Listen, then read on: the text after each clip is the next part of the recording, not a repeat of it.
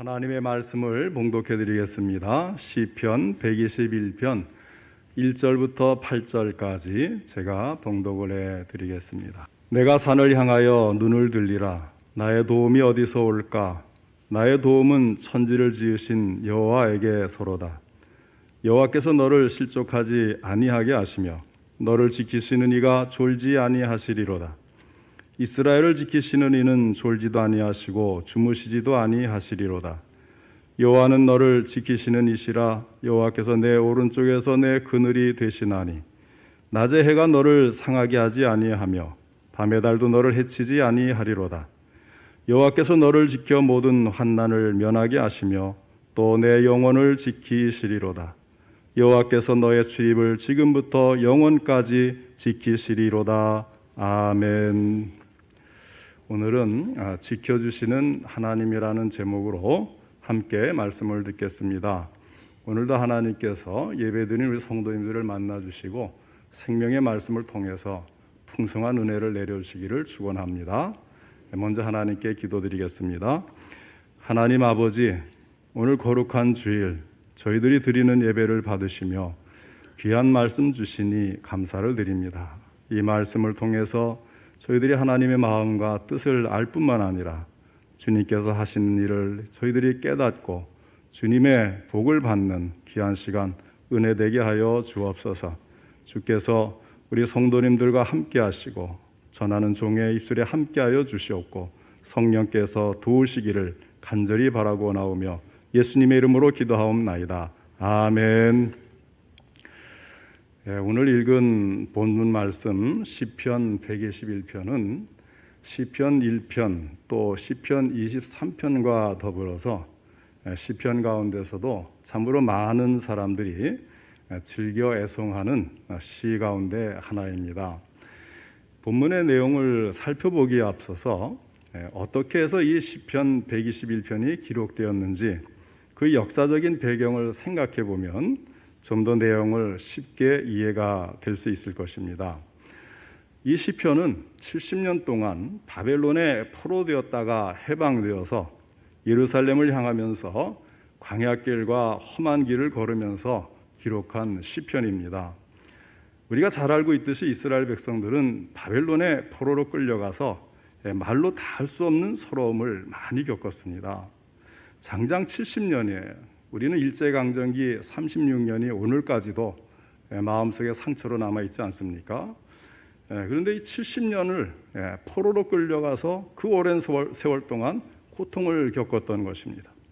그러다가 하나님의 은혜로 해방의 기쁨을 맞게 되었습니다. 그들은 포로 생활을 하던 바벨론을 출발을 해서 예루살렘으로 돌아오게 되었습니다. 자, 이런 배경 속에서 시편 121편이 쓰여진 것입니다. 이런 배경을 생각하면서 이 시를 읽어보면 더 쉽게 이해가 갈 것입니다. 그 내용을 잠시 살펴보기를 원합니다. 어떤 이름 모를 시인이 눈을 들어서 주위에 있는 산들을 살펴보았습니다. 그러나 그 시인에게는 산들만 보인 것이 아닙니다.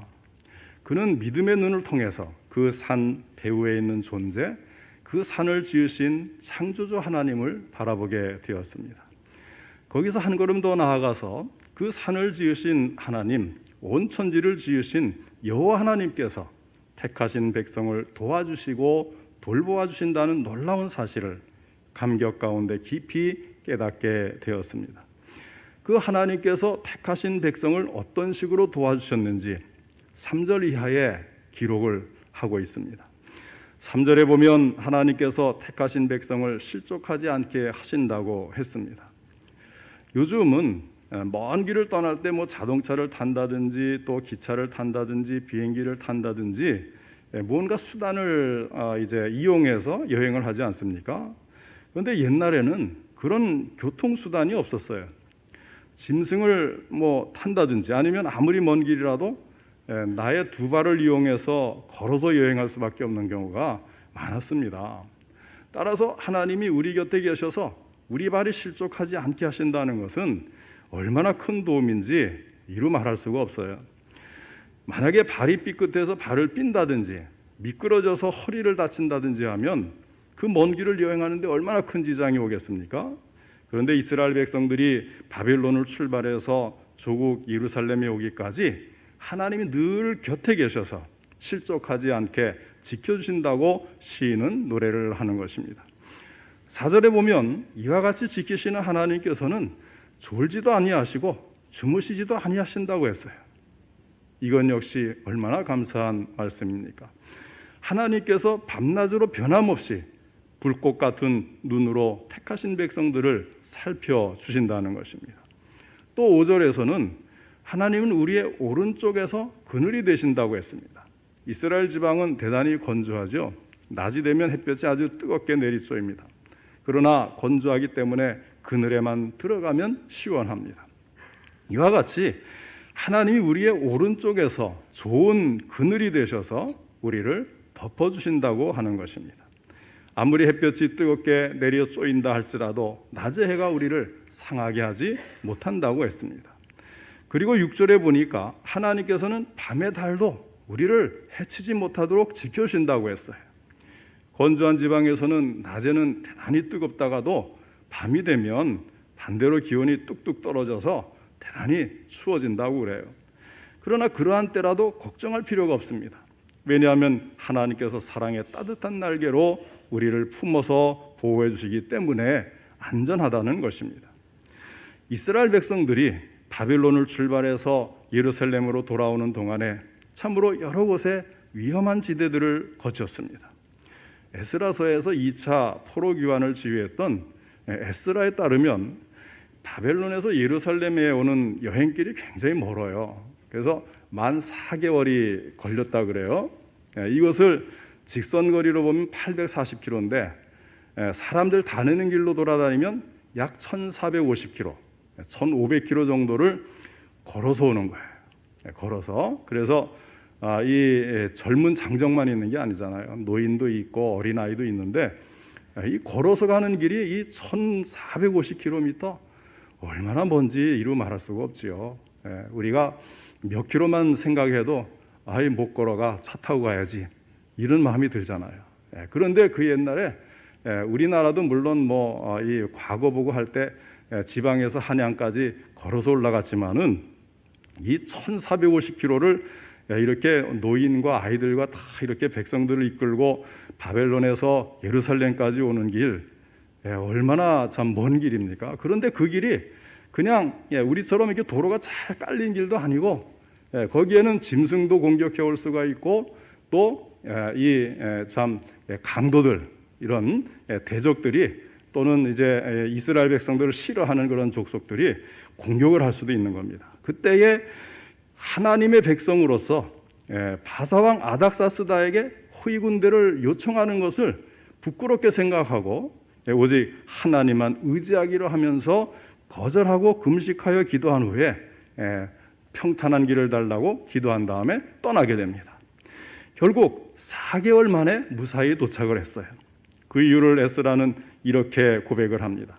첫째 달 12일에 우리가 아하와 강을 건너 아하와 강을 떠나 예루살렘으로 갈새 우리 하나님의 손이 우리를 도우사 대적과 길에 매복한 자의 손에서 건지신지라. 대적과 길에 매복한 자의 손이라 그랬습니다. 그런데 하나님의 손이 우리를 도우사 무사히 도착할 수 있었던 그 이유가 무엇인가를 고백하고 있는 것입니다. 오늘 읽은 시편 121편은 이때에 하나님께서 졸지도 아니하시고 주무시지도 아니하시면서 이와 같이 백성들을 지켜주셨다고 하는 것입니다. 7절에서는 하나님이 우리의 육신 생활뿐 아니라 그것보다도 훨씬 더 중요한 영혼까지도 지켜주신다고 노래하고 있습니다. 마지막 8절에서 시인은 이렇게 결론을 지었습니다. 여호와께서 너의 출입을 지금부터 영원까지 지키시리로다. 하나님께서는 이스라엘 백성들이 바벨론을 출발해서 예루살렘에 도착할 때까지 졸지도 아니하시고 주무시지도 아니하시면서 눈동자와 같이 그들을 보살펴 주셨습니다. 마찬가지로 오늘 우리의 인생길은 광야의 길과 같지요. 이런 광야와 같은 인생길을 처음 시작할 때부터 마칠 때까지 그날까지 저 영원한 천국에 이르는 그 시간까지 우리의 모든 출입을 다 지켜주신다고 하는 것입니다. 참으로 감사하고 또 이 시는 그것을 노래하는 이 시는 얼마나 아름다운 시입니까? 이 시편 121편에 보면 계속해서 반복적으로 사용하고 있는 단어가 있어요. 그것은 지켜주신다고 하는 것입니다. 하나님께서 우리를 지켜주신다. 이스라엘을 지키시는 이는 졸지도 아니하시고 주무시지도 아니하시리로다. 여호와께서 너희 출입을 지금부터 영원까지 지키시리로다. 할렐루야. 하나님께서 지켜주신다는 말을 반복해서 사용을 했습니다. 이 짧은 시에 지켜주신다는 말이 6번이나 반복되어 나오고 있습니다. 우리가 이 한 가지 사실만으로도 하나님께서 우리를 어떻게 지켜주고 계시는지 단적으로 이해할 수가 있는 것입니다. 그러면 하나님이 나를 지켜주신다고 했는데 과연 하나님께서 나를 어떻게 지켜주시는가? 오늘 본문 말씀을 통해서 다시 한번 구체적으로 살펴보죠. 첫째로 하나님이 우리를 지켜주신다는 것은 우리를 보호해 주신다는 뜻입니다. 목자가 양무리를 지킵니다. 사나운 짐승이 해치지 못하도록 양떼를 보호해 준다는 뜻이 있습니다. 성경은 하나님이 우리를 보호해 준다는 것을 여러 가지 비유를 통해서 보여주고 있습니다. 예를 들면 하나님은 나의 산성이시니, 이것은 우뚝 솟은 산성이 되셔서 모든 대적으로부터 우리를 보호해 주신다는 것입니다. 또 하나님은 나의 방패시라고 했는데 똑같은 말씀이죠. 모든 적의 공격에서 우리를 보호해 주시고 막아 주신다. 또 여호와는 나의 피난처시니, 역시 같은 말입니다. 오늘 본문 말씀도 하나님은 우리 오른쪽에서 우리의 그늘이 되셔서 낮의 해가 우리를 상하게 하지 못하도록 우리를 보호해 주신다고 했습니다. 다윗은 시편 23편에서 이런 사실을 이렇게 노래하고 있습니다. 내가 사망의 음침한 골짜기로 다닐지라도 해를 두려워하지 않을 것은 주께서 나와 함께 하심이라. 주의 지팡이와 막대기가 나를 안위하시나이다. 하나님께서 우리를 보호해 주신다는 것입니다. 하나님이 우리를 보호해 주시는데 감히 이 세상에 누가 우리를 대적하겠습니까? 그 어떠한 것도 우리를 하나님의 손에서 빼앗을 자가 없습니다. 하나님께서 졸지도 아니하시고 주무시지도 아니하시면서 우리를 보호해 주시기 때문에 우리는 마음 든든하게 이 세상을 살아갈 수가 있습니다. 이미 승리는 우리의 것이라는 사실을 잊지 마시기를 바랍니다. 둘째로 하나님이 우리를 지켜주신다는 것은 우리를 인도해 주신다는 뜻입니다. 목자가 양무리를 지킬 때 가만히 서서 보고만 있는 것은 아니지 않습니까? 양들이 나아갈 길을 잘 살펴서 인도해 주는 것이 목자의 사명이지요. 어디를 가야 푸른 초장이 있고 어디로 가야 맑은 시냇물이 있는지 이것을 잘 알아서 양떼를 인도해 주는 것이 선한 목자의 사명입니다. 하나님은 늘 우리를 좋은 길로, 가장 선한 길로 인도해 주신다는 사실을 기억하시기 바랍니다. 물론 경우에 따라서는 우리를 사망의 음침한 골짜기로 인도하실 때도 있어요. 그러나 우리가 두려워할 필요가 없습니다. 무서워할 필요도 없습니다. 왜냐하면 그때도 하나님께서 우리를 인도하고 계신다는 사실을 알고 있기 때문에 그래. 비록 사망의 음침한 골짜기로 지나가고는 있지만 그것이 바로 푸른 초장으로 쉴만한 물가로 가는 지름길이 된다는 사실, 거기에다가 주님이 우리를 보호해주고 계신다는 사실 때문에 우리는 마음 든든할 수가 있는 거예요. 학교를 진학할 때마다 시험을 보지 않습니까? 또 회사에 들어가면 회사에 들어가는데 시험을 보지만 또 승진하려면 또 여러 가지 시험들이 있어요. 자, 시험 없이 이 상급 수준으로 올라가는 경우는 없다는 겁니다. 마찬가지로 우리에게 시험이 있을 때 우리는 하나님을 꼭 기억해야 합니다. 하나님께서 나를 더 높은 단계로 올리기 위해서 나를 시험하고 계시는구나. 그래서 이와 같은 시련을 주셨구나. 이렇게 생각하고 두려워하지 말며 담대하게 시험을 통과하시기 바랍니다. 그리하면 우리들에게 푸른 초장, 쉴만한 물가가 펼쳐질 그날이 속히 올 것입니다. 셋째로 하나님이 우리를 지켜주신다는 것은 우리에게 필요한 모든 것을 공급해 주신다는 뜻입니다. 자, 왜 목자가 양무리들을 푸른 초장으로 쉴만한 물가로 인도합니까? 거기에 가야 양들이 살진 꼴을 먹고 맑은 시냇물로 목을 축일 수 있기 때문에. 그래서 이제 양들이 살찌우는 것 아니니까. 마찬가지로 하나님은 우리를 늘 좋은 대로 인도해 주셔서 늘 우리에게 필요한 것을 풍성하게 공급해 주신다는 사실을 잊지를 마시기 바랍니다. 그 옛날 이스라엘 백성들이 광야에서 배고파할 때 하나님께서는 하늘에서 만나와 메추라기를 내려서 그들을 먹여 주셨습니다. 또 이스라엘 백성들이 광야에서 목이 마를 때에는 반석을 쳐서 샘물이 솟아나게 하심으로 그들의 목을 죽여 주셨습니다. 마찬가지로 좋으신 하나님께서 우리의 이 광야와 같은 인생길을 걸어갈 때에 따라서 육신 생활에 필요한 모든 것을 풍성하게 공급해 주시는 줄 믿으시기 바랍니다. 뿐만 아니라 때를 따라 우리들에게 생명수와 생명양식을 공급해 주시는 사실도 믿으시기를 바랍니다. 사도 바울은 빌립보서 4장 19절에서 이렇게 말씀을 했어요. 나의 하나님이 그리스도 예수 안에서 영광 가운데 그 풍성한 대로 너희 모든 쓸 것을 채우시리라. 모든 쓸 것을 채우신다 그랬어요. 하나님께서 우리가 필요로 하면, 우리가 기도하면 그것을 다 채워주시고 우리를 풍성하도록 채워주시는 것입니다. 그래서 예수님이 그런 말씀을 하셨죠. 너희는 무엇을 먹을까, 무엇을 마실까, 무엇을 입을까 염려하지 말라. 하나님께서 다 책임져 주신다는 것입니다. 자, 이렇게 하나님께서 우리를 지켜주시는 것은 우리를 보호하시고 인도하시고 또 필요를 공급해 주시고 이러한 것들로 해주시는데, 자, 그런데 우리가 이런 말씀을 들으면서 그런 생각이 들지 않겠어요? 어떤 의문이 생길 수가 있습니다. 하나님께서 그토록 나를 지켜주시는데 왜 내가 이 세상에서 이런 시련을 겪게 되는가? 시련 없는 또 사람도 없잖아요. 우리가 인생길을 걸어가다 보면 여러 가지 그런 그 환난, 고난 이런 그 바람이 불어오는 경우가 많이 있어요. 어떤 성도님이 목사님을 찾아와서 이렇게 하소연을 했다 그래요. 목사님, 이 세상에 시험 걱정 염려가 없는 것은 없습니까? 그런 곳이 있으면 좀 가르쳐 주세요. 그런 곳에 살고 싶습니다.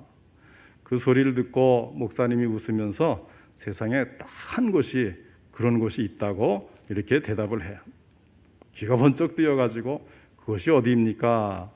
목사님이 뭐라고 말씀했겠어요? 공동묘지에 가보라고 했습니다.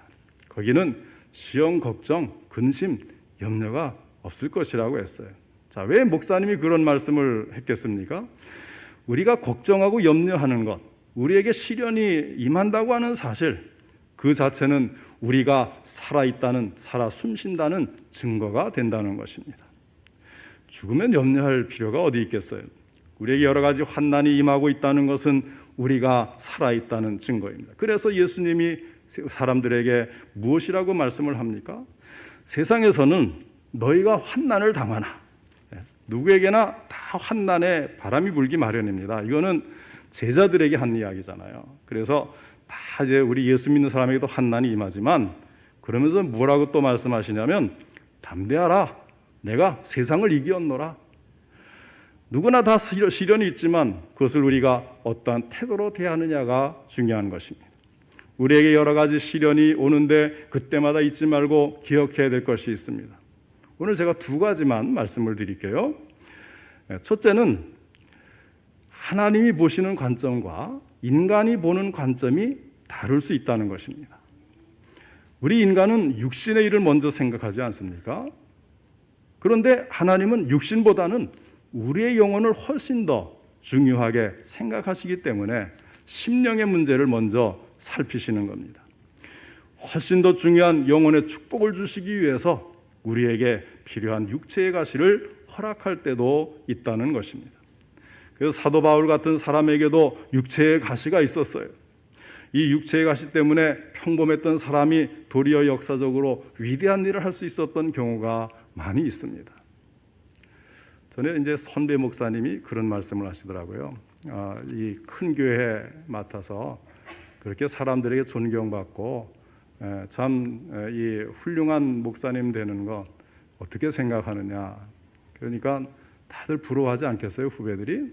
그때 하는 말이 무엇이냐면 그렇게 훌륭한 목사님들, 저 훌륭한 목회를 하신 분들 중에 시련이 없는 분이 없어요. 그래요.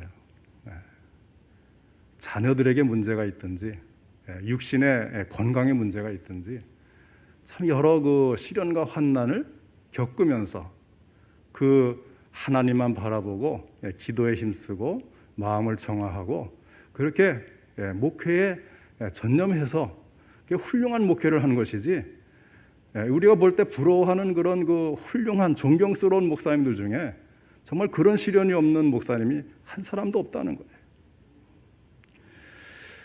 거예요.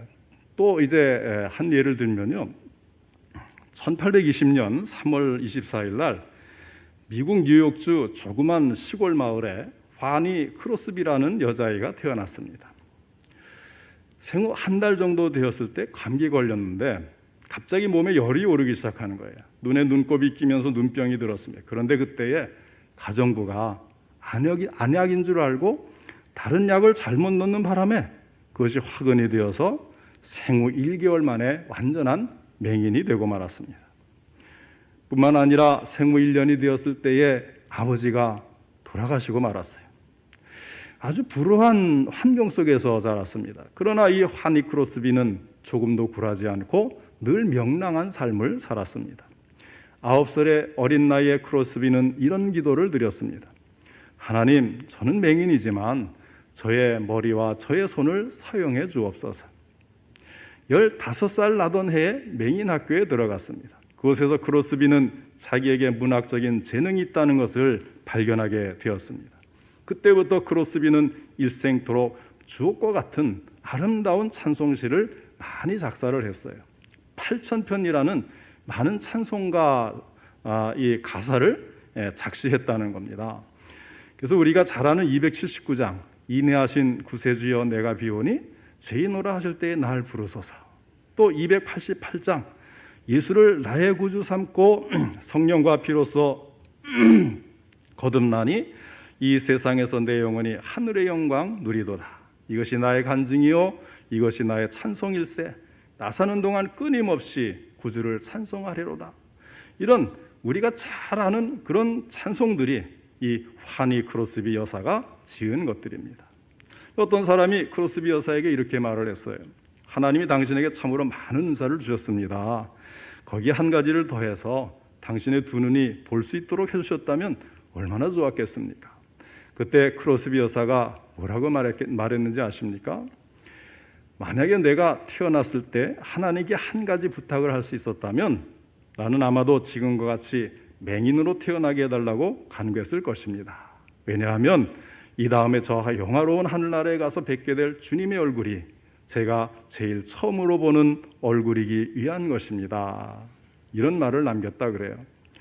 하니 크로스비 여사는 자기에게 주어진 시련에 굴하지 않고 그것을 아름답게 만들어서 하나님을 영화롭게 하는 좋은 계기로 삼았던 것입니다. 이처럼 사람의 관점에서 보면 재난이 될 수가 있고 불행이 될 수도 있어요.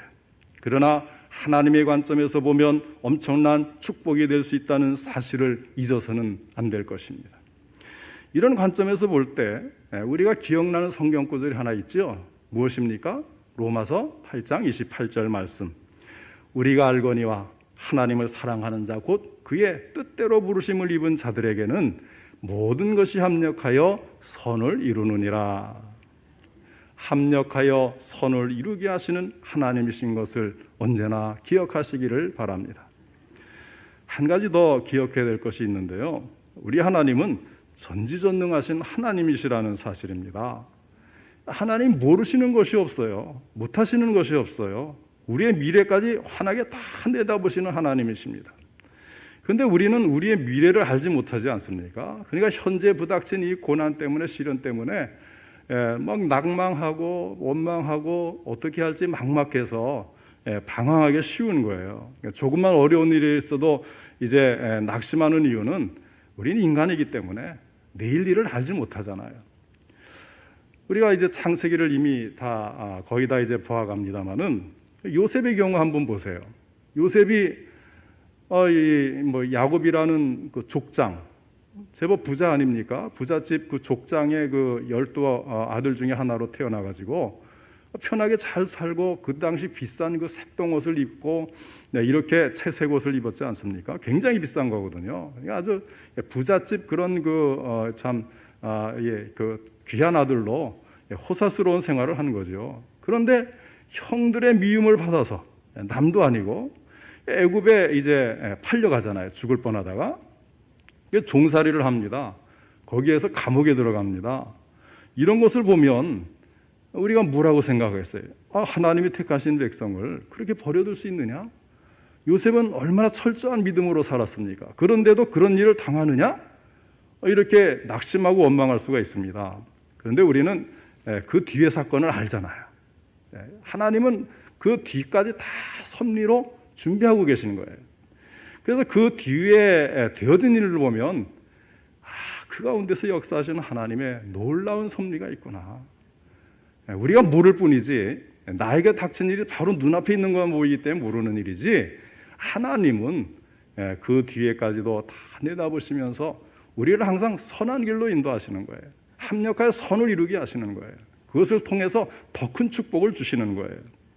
그런 하나님의 섭리를 우리는 인정해야 되는 것입니다.